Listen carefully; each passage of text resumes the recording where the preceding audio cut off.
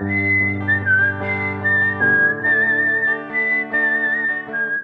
are stories of outdoor adventure and expert advice from folks with calloused hands. I'm James Nash, and this is the Six Ranch Podcast.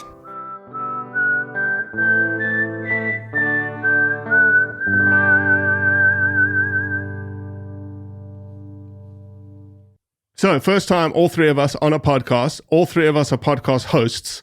So we'll figure out how this operates and runs. I don't know if I am. I wouldn't say that, but yeah.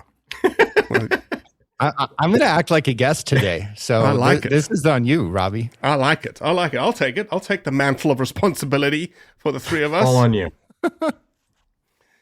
We are obviously people that are passionate about our vocation. Some of us are now, it's careers. It's what we do as a living. But hunting is something we love. Hunting is something we defend. Hunting is something that, people get worked up about. And more often than not, it comes down to words. It comes down to rhetoric. And we all live in the space where we watch our words, we watch our rhetoric, we watch our narrative. We think about what we say. James, maybe not so much. But us, we think about what we say. Right, James? I think about it. I'm a words guy, like my degree was in literature and writing. What? Yeah. You didn't know that? Yeah. Damn, I'm learning something. That's amazing. No, I mean, that's the beginning for me. So I am very careful about which words I use when I have the mental capacity to show that care. I don't always get it right. Usually don't.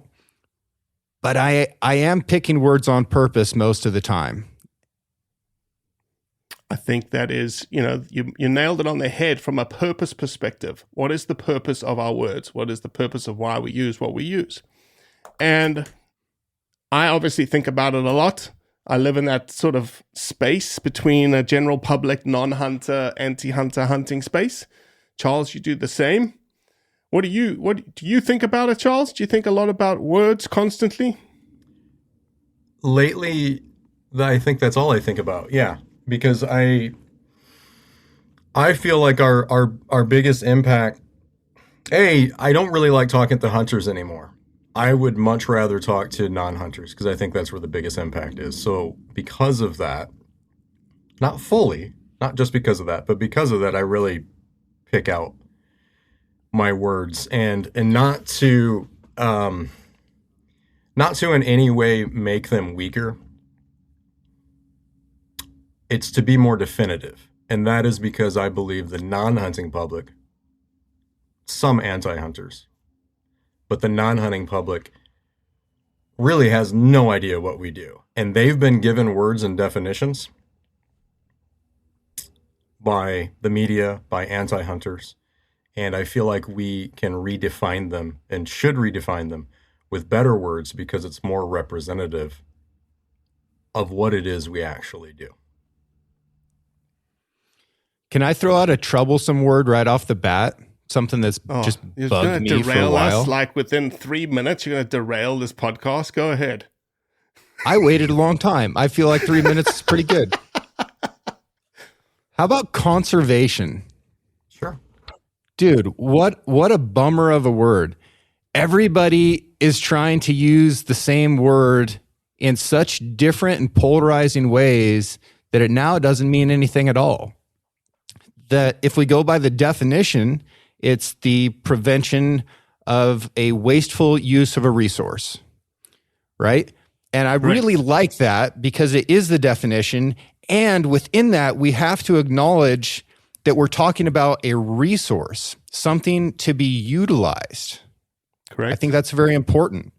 Correct. And we're also talking about waste. So we're acknowledging that this resource is available for utilization, but it also requires it. And through that requirement, we need to be diligent in the efficiency and the purpose of how it's being used. And not everybody wants to look at something that we're talking about within the realm of conservation and say, this is something to be used, right? That's not necessarily a warm and fuzzy feeling to look at a population of animals and think of them as a resource. But if we do think about them in those terms, then that's how we can manage that resource and actually make sure that it's there in perpetuity or increasing in value or increasing in abundance if that's what's required. If there's too much of it, then we need to decrease that, right? Because a surplus is a problem as well. Mm-hmm. So that's where I fall back on conservation. But even within just talking about this, we come up with another really problematic word, especially whenever we're dealing with predators for some reason. We fall back on the euphemism of manage.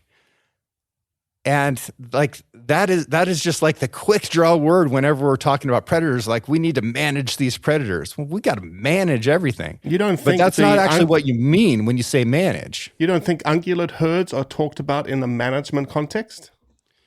They are, but we tend not to use that word when we're talking about hunting. If somebody says we need to manage these predators, what they usually mean is there's too many of them and we need to reduce that population through legal hunting and trapping, et cetera.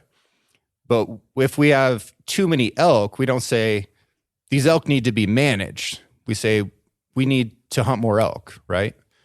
It's just kind of interesting. But conservation is a word that I almost feel like we need to abandon as a community who believe in conservation. But if people who are more leaning towards preservation want to hold on to that word and use it wrong, I say let them do it, and we need to find our own language around that. What do you think, Charles, is the difference? What do you think people's confusion is between conservation and preservation? Well, this depends on, and James was hitting on a little bit, it depends on who you're talking about. There are plenty of what I would consider anti-hunting organizations that are now calling themselves conservationists. And you see it in the news headlines all the time. A conservation org states this, and I'm like, oh, who is that? And I'll go to look, and it's, Defenders of Wildlife or something. And I look at them, I'm like, they're a conservation org? And you org? think that's contrary to the waste, the definition that James just put forward, which is the smart use, wise use of a resource. A conservationist in that context, the anti-use, animal anti-hunting organization would not be in favor of the utilization component of the conservation definition. No, I don't think that they are in favor of that. I don't at all. I mean, simple, point blank.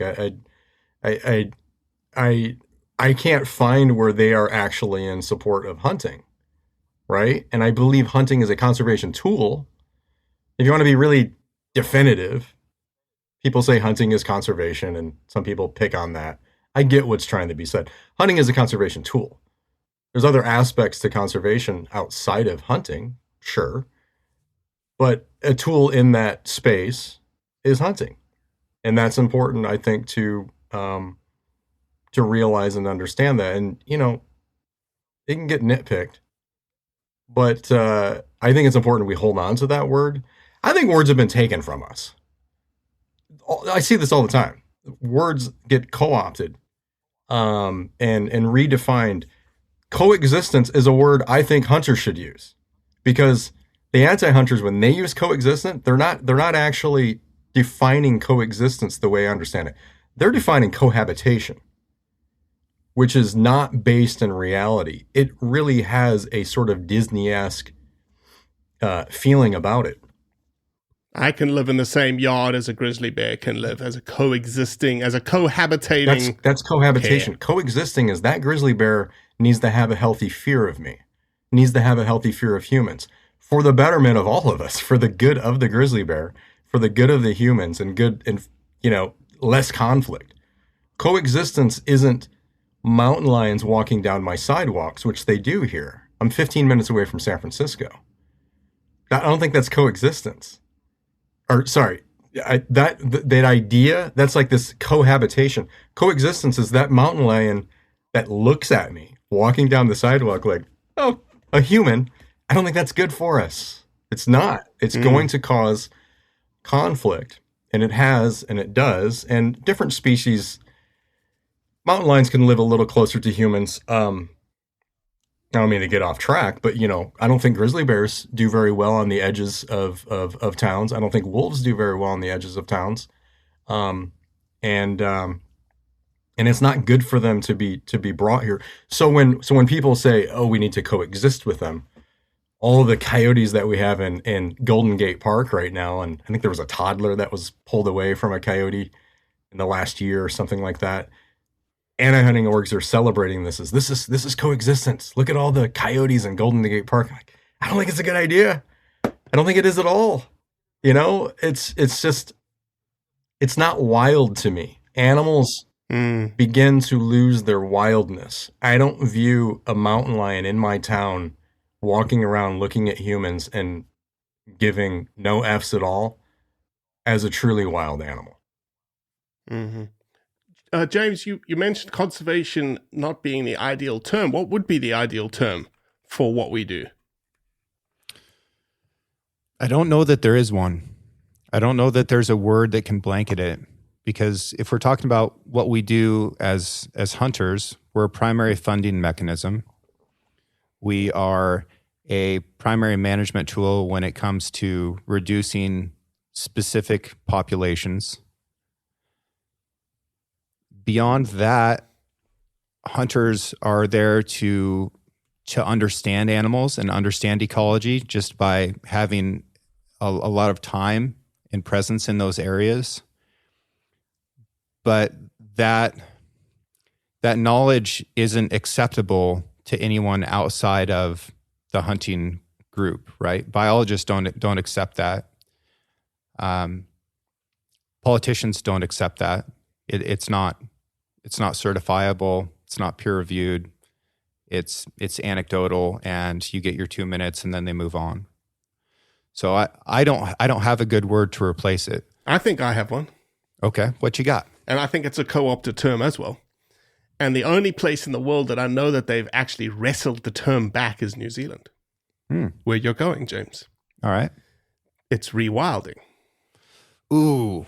There's a stigma. There's a stigma with 100%, 100%, because it's been co-opted, just like coexistence. The coexistence is not quite the stigma that rewilding is, but the rewilding stigma is a coexistence stigma, right? It's this putting them back with us, wherein New Zealand has said, no, rewilding is making the place, to Charles's point earlier, as wild as possible.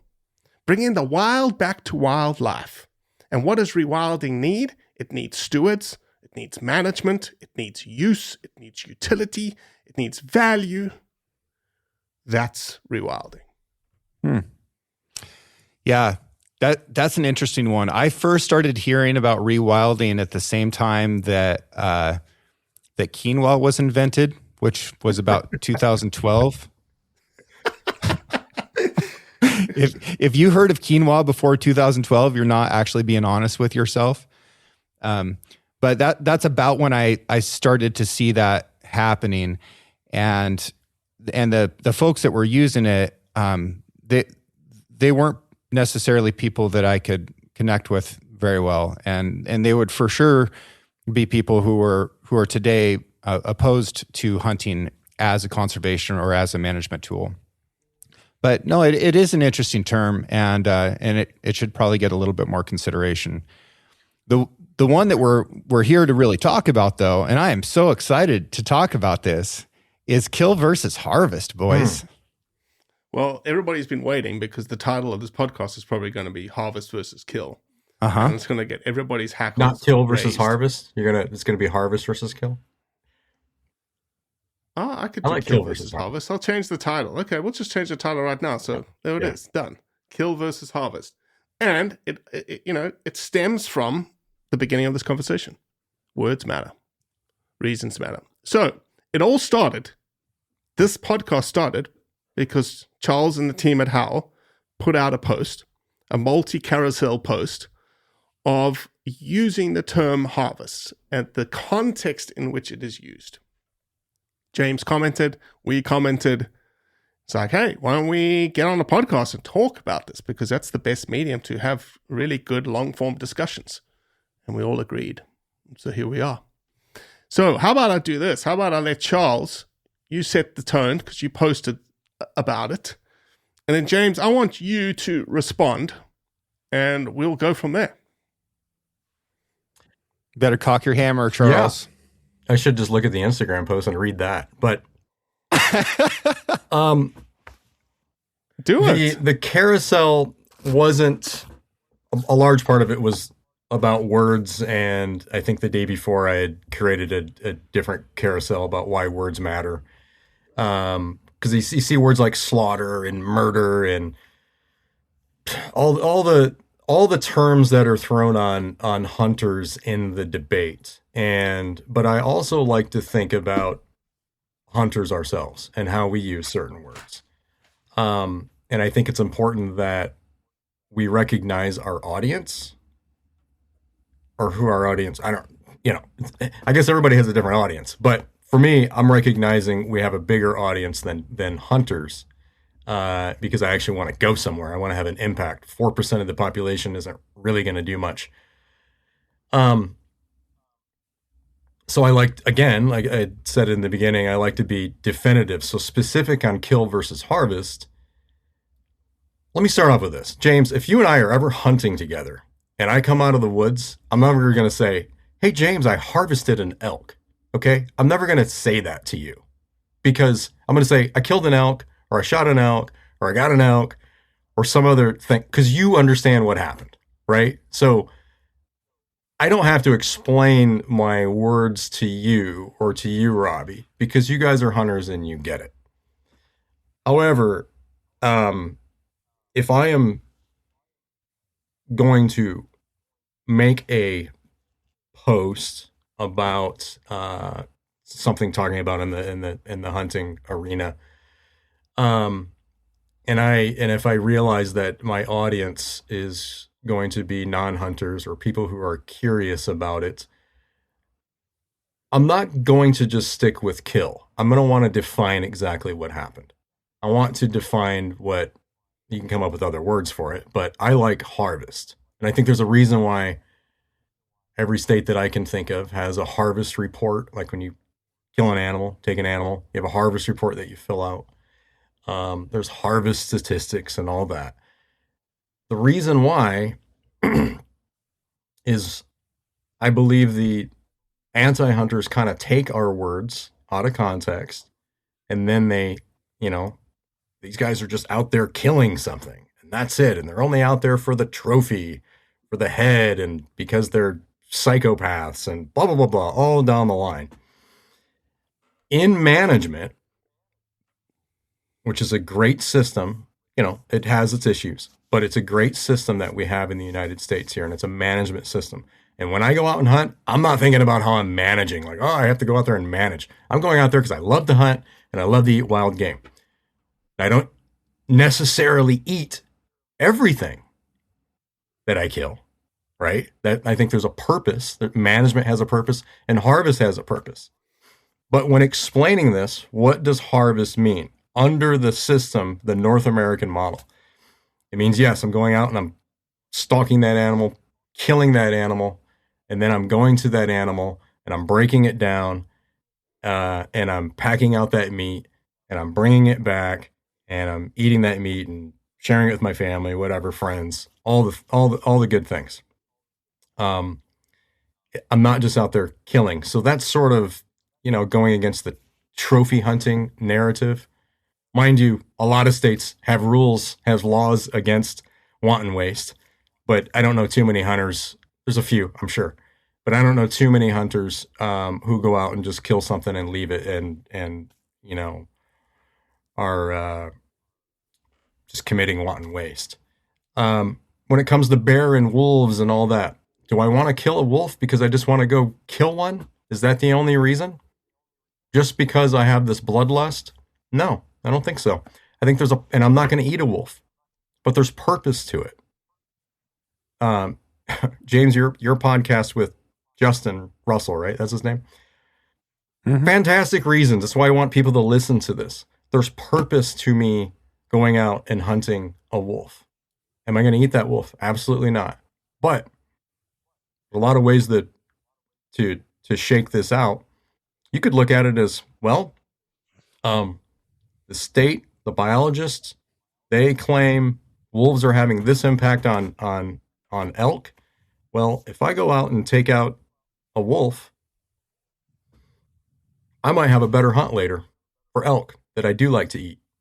Now that's a personal reason, right? That's kind of selfish. Like, I'm doing it, for the elk. And a lot of hunters, they like to say that. Kill a wolf. Oh, you just saved X amount of elk or deer or mountain lions. Oh, I killed a mountain lion. You just killed 52, or you just saved 52 deer that year. Because people say they, that lions, they kill a deer a week. You hear that a lot.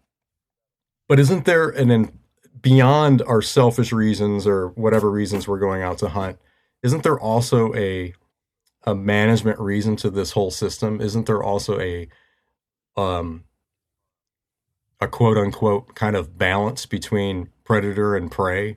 And do we not have a responsibility as humans in this modern day where we have 350, 400 million people in North America, or just in the United States, let alone the world, 8 billion people?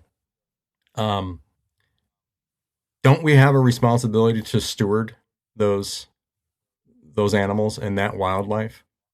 And I think if we can define those things better, we have it becomes more reasonable. If we can get away. So Charles, yeah. So Charles, you're saying you use the word harvest for two reasons. First reason, get away from rhetoric that may be used against us, thinking that killing is that rhetoric. And two, harvest has a specific management context to the management of populations within a specific state, specific species. And there is a management definition underlying harvest, like you said, harvest reports by the game agency, those kinds of things. That's why you use harvest. That's why I use harvest in the depending on who I'm talking about. Yeah. And it's no big deal. Like, I don't know why it's such a big, like, I see these debates and people kind of lose their minds over the kill and harvest thing. Like, I don't know why. But I choose harvest because, do you agree? Well, I think that it's a euphemism to say harvest. And in doing so, we're also falling victim to the idea of charismatic megafauna, which is a tremendous issue throughout wildlife management, right? So the porcupine, for example, is all but extinct in the mountain lion-rich areas of eastern Oregon. Mountain lions are the biggest predator of porcupines. We used to have a lot of them. Now we have almost none. But it's not a charismatic animal. So nobody even really noticed that it was gone. We wouldn't necessarily say that we harvested a limit of ducks. We wouldn't necessarily say that we went out and harvested fish.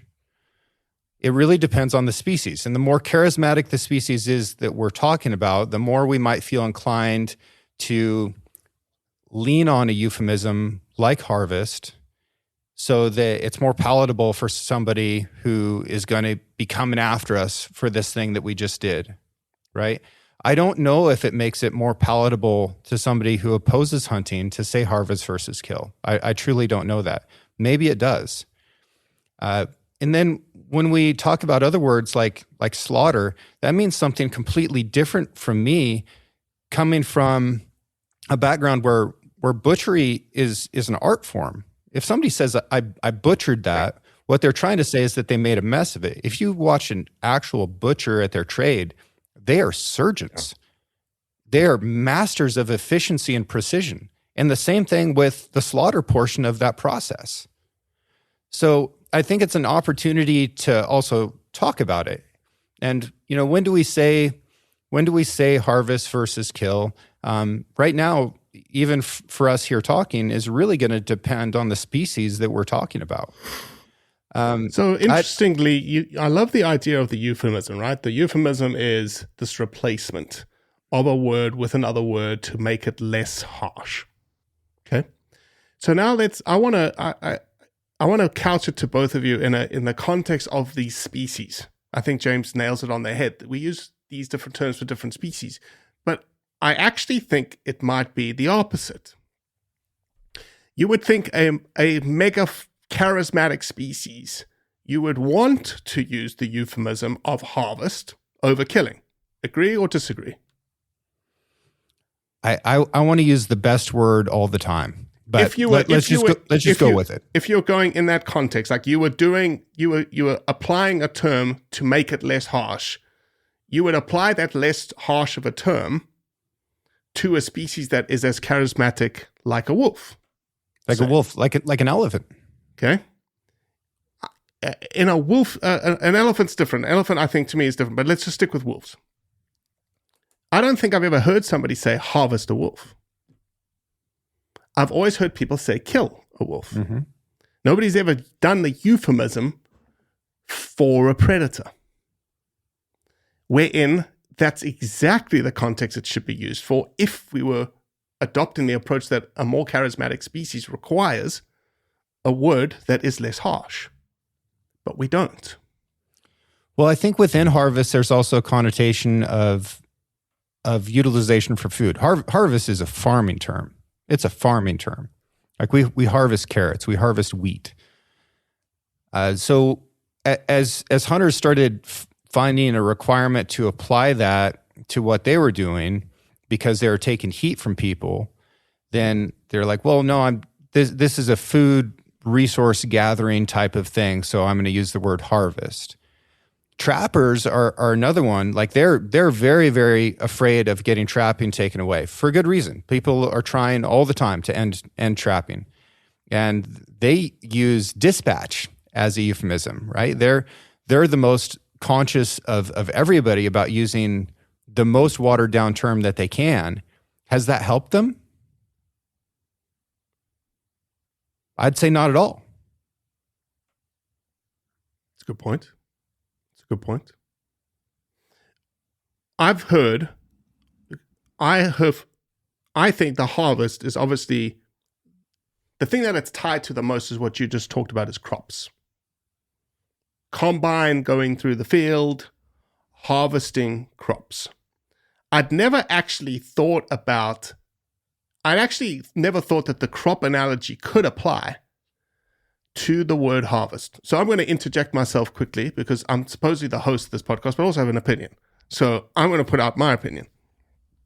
I've never thought about the connotation of harvest. To me, I've used the word interchangeably because if you strip down what I do, I'm in the marketing field.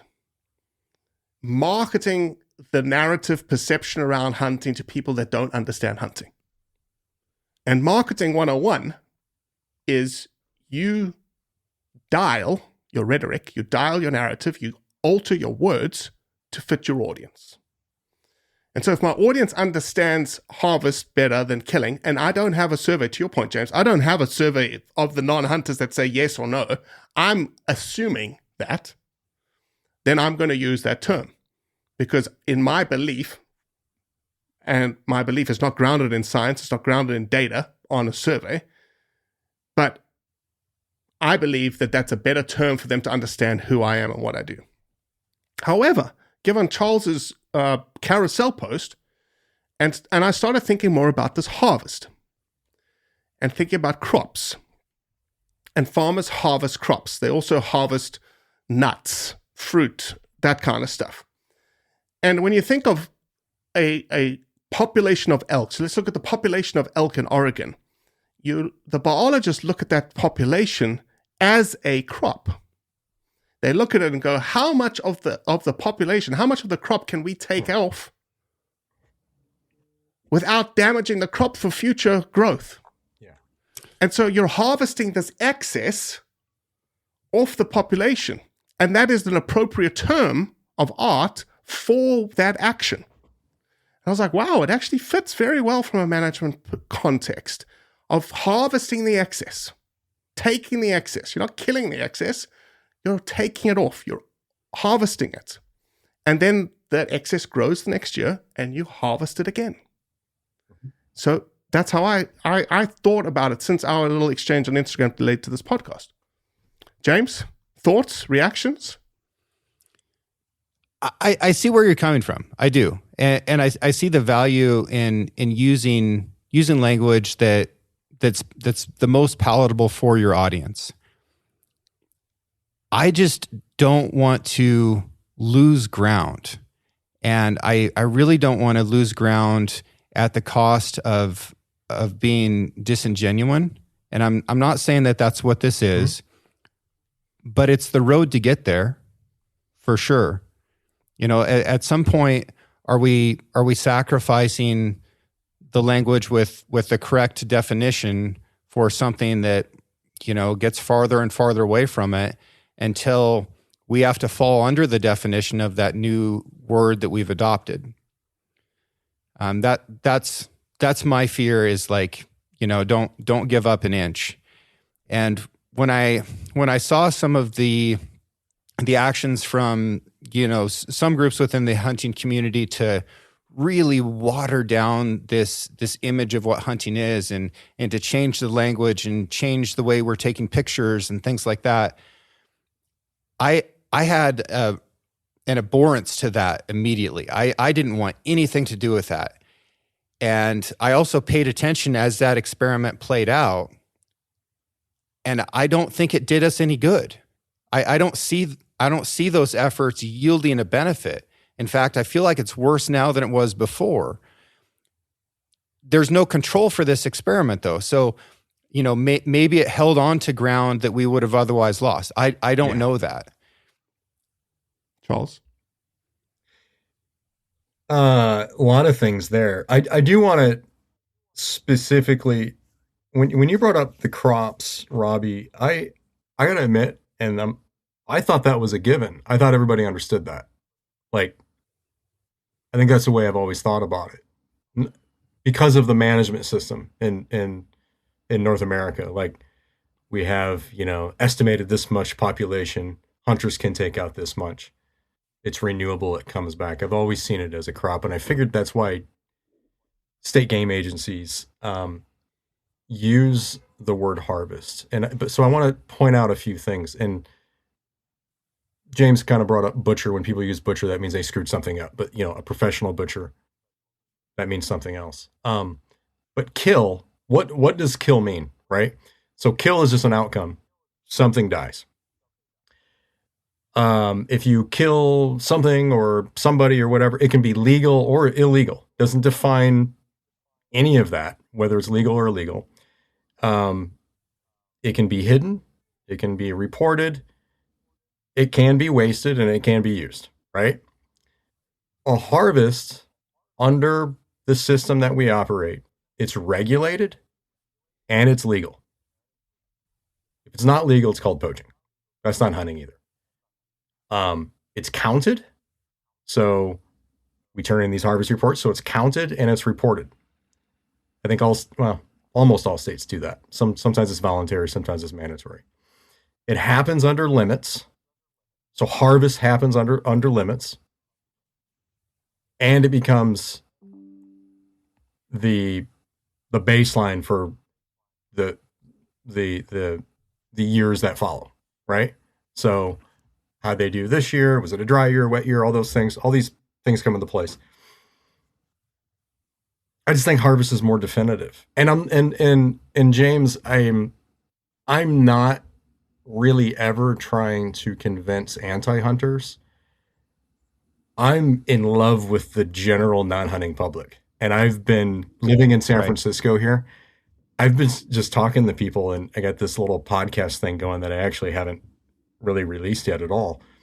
I'm just talking to non-hunters, and I'm asking them questions like, how do you feel about hunting? What's the first thing you think of? And some people have good things to say, some people don't, but I'll try and get the trigger words going, because they're not waking up thinking about hunting, you know? So I have to egg them on a little bit. Like, what about trophy hunting? What about when you hear that? And they'll come up with these reasons. And I do the math. I'm like, well, who told them that? You know? Well, it definitely wasn't us. It definitely wasn't coming from the hunters, because we don't talk to the non-hunting public. We just do our thing. We have almost no impact on the non-hunting public. Who does have impact on the non-hunting public are the anti-hunters. And they spend a lot of money. Like their audience, they're trying to get more non-hunters and convert them into anti-hunters, right?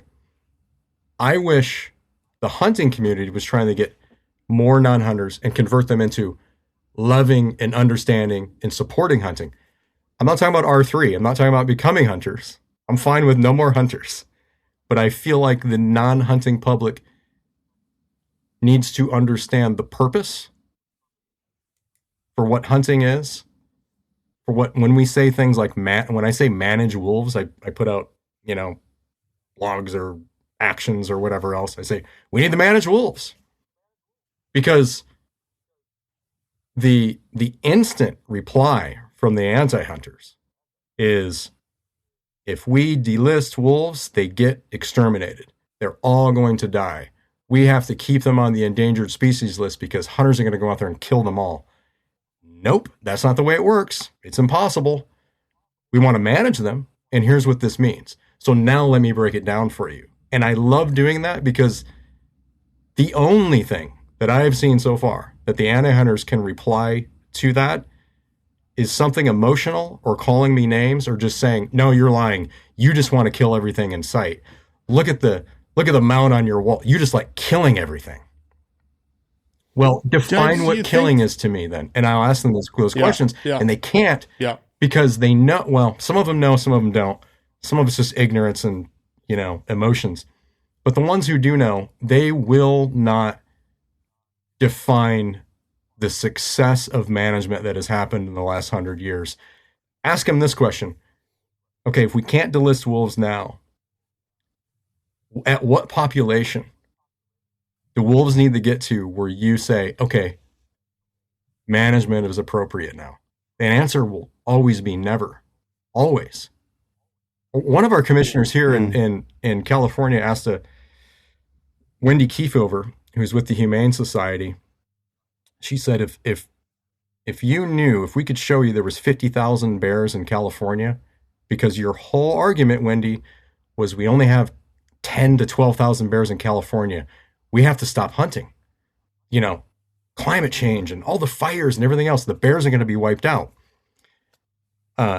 The head biologist at the time, nobody knew this was happening, came up and said, hey, we've been doing a 5-year bear study. We're not done yet, but I think it's important everyone knows that it looks like we have 60 to 80,000 bears in California.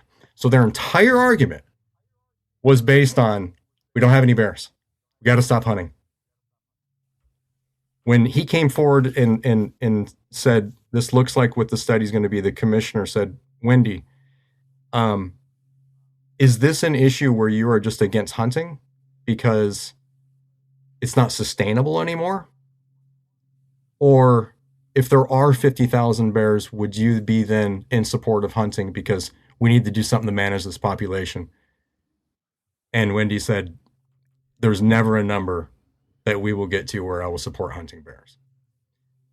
So there is a game we have to play, and I think it's, and I don't know if game is the right word. There's a strategy that we have to play, I think, to win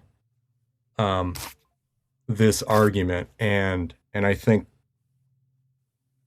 that's what I just explained there. If that makes any sense, that's why I think being a little more definitive and explanatory in our words is so important, because once we start doing that, the anti-hunting argument breaks down, because they don't like words. They don't like real meanings. Yeah. They just don't. They call everything slaughter. They call everything murder.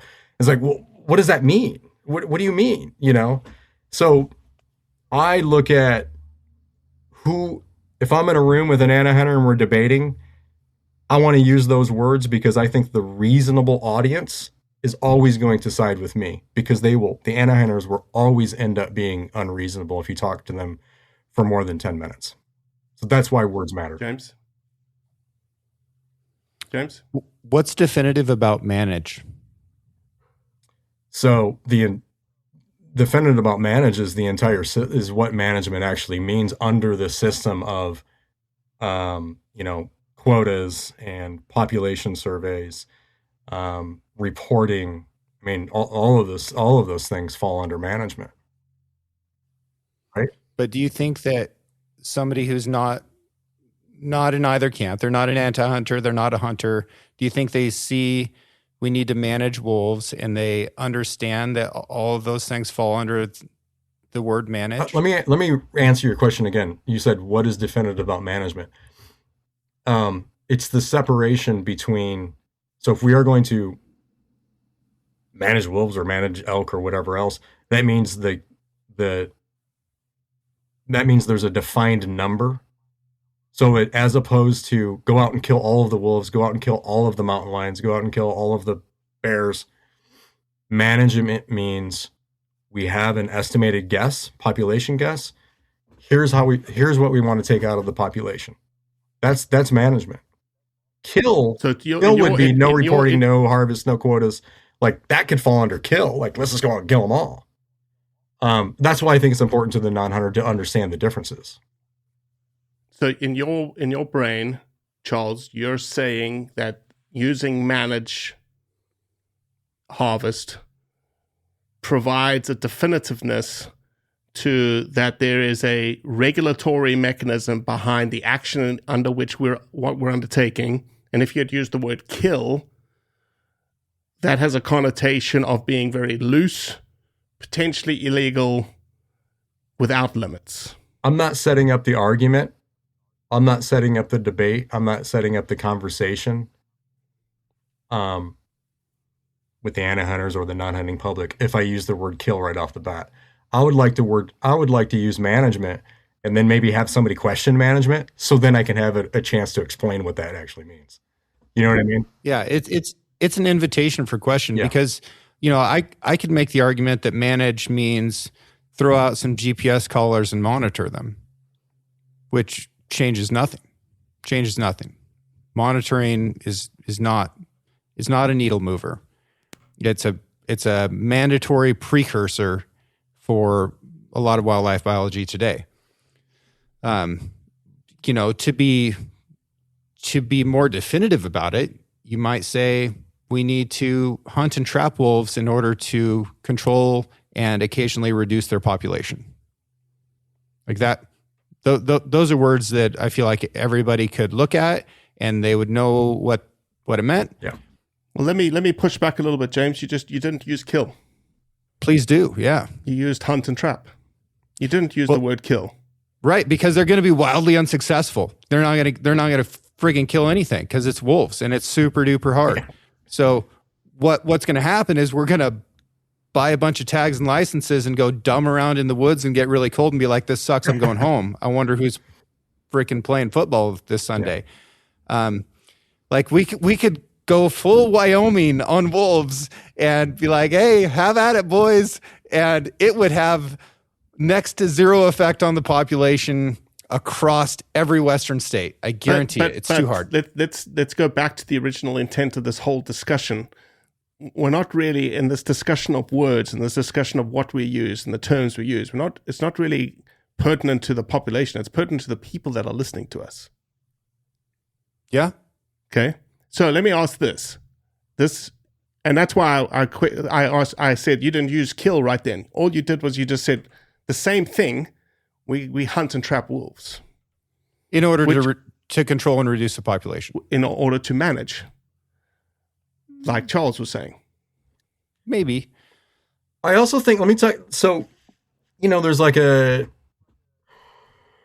hunt to eat gets thrown around, but more importantly, only kill what you eat. And I've heard that a lot. This is also why I like to use harvest or management, because they both have purpose. It doesn't always mean that you are using it for food or that you're killing that animal for food. Doesn't always mean that. There's purpose. Wolves, right? Probably grizzly bears. Although I would eat some grizzly bears for sure, but I'm not going to eat everything. I'm not going to eat all predator. I'm never going to eat a coyote. Few people do. I'm never going to. But Gross. Is there a purpose for it? That's also so, because that can put yourself in a corner, right? Only kill what you eat. That can back yourself into a corner really quick when it comes to. Oh, It's ridiculous. I think it's very selfish as well. Interestingly, and this is a complete aside, but I hang out with a lot of former snipers. They're my buddies, and about half of them will not hunt predators. And I find that so interesting, and I don't really understand it. And I have great conversations with them about it. I feel like if I'm going out and hunting prey species like deer, elk, bunnies, you name it, then I have an obligation to hunt predators as well, so that we can work back towards some stasis in that ecosystem. I can't only be an extractor of the prey base if I'm leaving another extractor in there. So this morning I'm up in the dark and I'm hunting predators, and I killed a coyote. I did not harvest a coyote for sure. I didn't even walk out there. But I have an obligation in my thought process to hunt predators if I'm also going to hunt their prey species. Always understanding that balance is a verb. It is something that we're striving towards and we can never achieve. We pull the levers that we can and we're never going to get there. And nature is not a terrarium where we can get everything perfect and static, because that just doesn't exist. I think that is also a massive understanding. And in the conversations I have with non-hunters, it's the word that comes up every single time is balance in nature. I don't know what people are imagining in their mind when they think that that's possible. Well, they were imagining what you just went through this morning. That's what I believe. I believe that this morning and all your thought processes is running through a management lens. But they're offset, right? So that doesn't matter. It doesn't matter. It's still management. Well, it's still management, but it's not balance. Okay, but it's not. What do you mean by balance? Let me you mean like ask this. 50-50? Are you saying, do you think that's what people are when they say balance, like 50-50, or what's define that if you can? Because I don't even know if I could. I believe that most non-hunters, when they talk about balance in nature, are imagining a world without people or areas without people where cats and dogs get along and hot dogs are free at Costco and everything is perfect. And, everything, all these populations are perfectly maintained and any illness or disease is immediately canceled out. And it's just this perfect, what's the word? Utopia of wildlife, flora and fauna. I really believe that most people think that can exist, and that it could exist in an isolated wilderness area that's surrounded by agriculture and urbanization. It cannot. It is truly impossible. And those are some of the longer conversations that I end up having, is teasing that out and breaking it down and getting somebody to a place where they actually are imagining the reality of this and understand that it's constant flux, and that as humans, we are capable of affecting these populations negatively or positively, and that we're always going to be managing for an objective, and that we're going to do what we can in order to achieve it. There's this French notion called noblesse oblige, and it comes from the Cavalier days where nobility still fought in battles. And it basically means nobility obligates. And this is still taught in military leadership today. However, what I take that to mean is if you're capable of doing something, you are obligated to do it. And that's what I believe our role is as humans, but it is on hunters and biologists to actually do the thing, because nobody else is going to. Mm. James, let me ask this question. This is going to be a very provocative question. And I have been accused of this. Charles has probably been accused of it.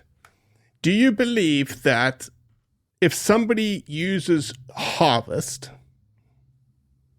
instead of kill, Are they apologizing for being a hunter? Are they, dare I step into the whole being a snowflake kind of world? Is that what these people are? Is that what's happening? I think generally speaking, and this isn't what Charles is doing, but generally speaking, when people use the word harvest, they're afraid to talk about who they are and what they do. I don't want to stop think that they're thinking about the audience. Go ahead, Charles. I don't want to stop. I understand both sides of this, so I don't want to stop putting up pictures and of deer that I kill or whatever, elk, things like that. So what James was talking about earlier, kind of the push to stop that because it's hurting us. I get the argument that it's hurting us because we have no response to it. We have no PR. We have no advertising. We have nothing that is framed for the non-hunting public on why hunting is a good thing at all. So all people see is just a bunch of dead stuff, and then it gets labeled as this is trophy hunting, and some of those people just go, oh my God, they're just doing it for the head and whatever, blah, blah, blah, blah. They don't see any purpose or anything like that. I think that it is possible to, I like to kind of put it in people's faces, but I also then like to have a good answer for it, right? So I'm not afraid to show a kill or blood or breaking down a deer, but I want to give a real good reason for it. And those real good reasons can be, I have an awesome story. When you sit down with people and have dinner, actually face to face, things change, right? You have a conversation with somebody and all of a sudden you're not the monster they might have thought you were 5 minutes ago, because we probably have a lot more in common than we don't. Most people still eat meat. I mean, this whole thing, sometimes I lose my mind. I'm like, hold on, like 89% of the world's eating meat and you're freaking out because I went and got meat out of the woods? Maybe you didn't know I went and actually used it for meat. Is that what it is? Like, I don't know. It's always different for each person, I think, and who you're talking. Well, there's also this thought that a lot of people have that if we weren't hunting those animals, that they wouldn't die. To some extent, it seems like that. I mean, it's like, is that true? I mean, well, they're smart people. They just haven't run the experiment out in their minds. And I think it's up to us to have that conversation. Like, if we engage, the better we're going to do. And then, if they see, a dead deer or a bear or something like that, they might not have the reaction to it because they understand the process and they understand, some aspects to what that means. I think that's important for sure. And they also imagine most of these animals dying either old, sick, or weak, right? That rhetoric has been pushed onto people forever, and they think that's how predation occurs. Yeah. And we're learning that that's not true. It's not true. That the data does not support that. So if we're imagining young, healthy animals getting killed by predators killing each other, infanticide among cougars and bears, cannibalism, things like this, like that starts to hit a little bit differently, because ultimately a lot of people are anthropomorphizing these animals, and in that convolutes the entire situation. I know you guys both know this. At the end of the day, probably the biggest issue we face, at least from what I can tell, the biggest conflict people have, I think what runs around in people's brains and their minds is why should humans be involved in wildlife management? Who are we? Who are we to say this is what should be done? Who are we to want to manage, want to kill, whatever it is? Who are we to do that? And I think that goes back to rewilding. That's the debate there. And it's up to us to really explain that. And I know this is like what Robbie does pretty much all the time. But when he brought up rewilding, the thing I thought about was just, sure, yeah, let's rewild. But it's not rewind. It's impossible. No, the maps, no, that's a really good point. The maps. It's not rewind. No, but that's what I think people are thinking. Oh, no, for sure. Everyone wants to go back to the 1700s, right? That's where wildlife needs to be today. Yeah. How many people lived in California? And let's just use 1700s. I don't know. Somebody Google it, but whatever. Let's say it was 100,000 people. Okay. No, in 1700s, it totally wasn't even that. Anyway, and grizzly bears were here, right? And grizzly bears, they're a keystone species and they're apex predators, blah, blah, blah, blah. There's a movement here right now in California, and it's gaining ground to bring grizzly bears back. And it's falls under rewilding, right? There are 40 million people that live in California. Is this good for the grizzly bears? If grizzly bears could have a preference, would they rather live in BFE, where most of them live, or would they rather come to California where they are going to be subject to conflict every single day of their lives? Now, yes, I'm humanizing grizzly bears, but what I'm getting at is, who are we doing this for? Who is benefiting? To whose benefit? Is it actually for the wildlife's benefit, or is it for our warm and fuzzy feeling that, there's a grizzly bear 60 miles away or 100 miles or 200 miles away, and that makes me feel good now? Yeah. James and I are going to put forward a paper. We found this archaeological dig in San Francisco that shows the natural occurrence of grizzly bears in San Francisco, and build a petition for grizzly bears being put back into San Francisco. This was one of their favorite habitats. Right here. Exactly. All right. I've got this last question, sort of wrap up thing. Okay. Because I expressed this to Charles, and Charles had actually a differing opinion than I do on this matter. Charles is like, what did I say? Charles is so nervous right now.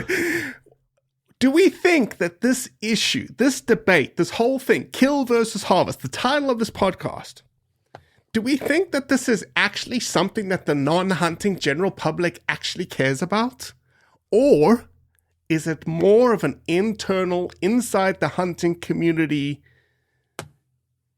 clash of viewpoints, clash of, apologetics, if you want to use that term? James, what do you think? I don't know, but I'm going to find out. Okay.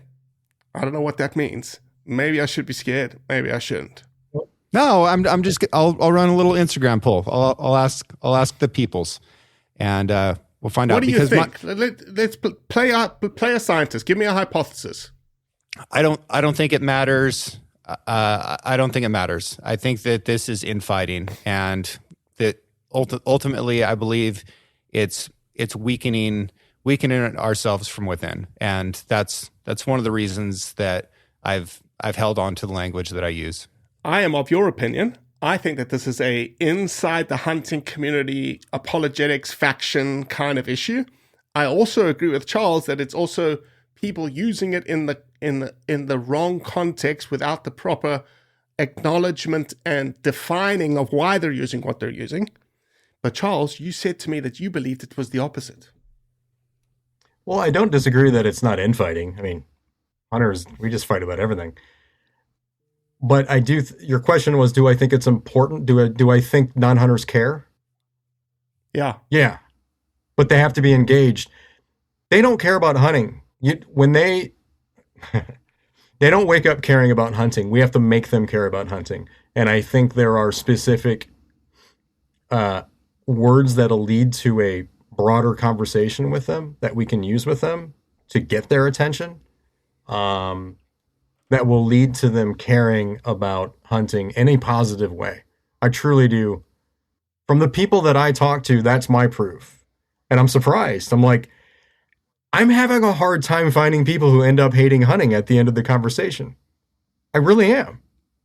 Because it's just it's a human conversation. Now, again, this isn't over social media. We're not arguing on Twitter. This is humans being humans. We've lost that. Rewinding what society should be.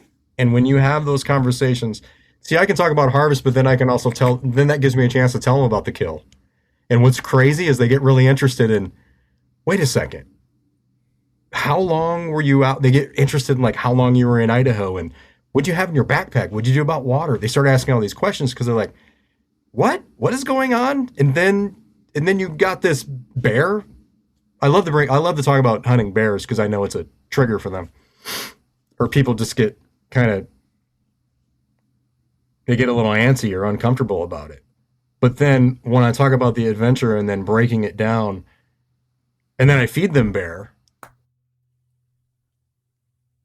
I don't know. It's just, for me, I think they care when we give them a reason to care. We have to give them a reason to care. Or, I think about ballot initiatives a lot and things like that. That's why I want to do this. I want to make the anti-hunting argument irrelevant, and I really think we can do that. We can outsmart them, we can out-strategize them, and we can play their game. Well said. James, last words? Final words? Final thoughts? I just appreciate being here with two guys who are as thoughtful as you two. Sincerely, I know I don't compliment either of you ever, really, but I know that you work really hard at this stuff. You spend a lot of time thinking about it. You're both really intelligent people.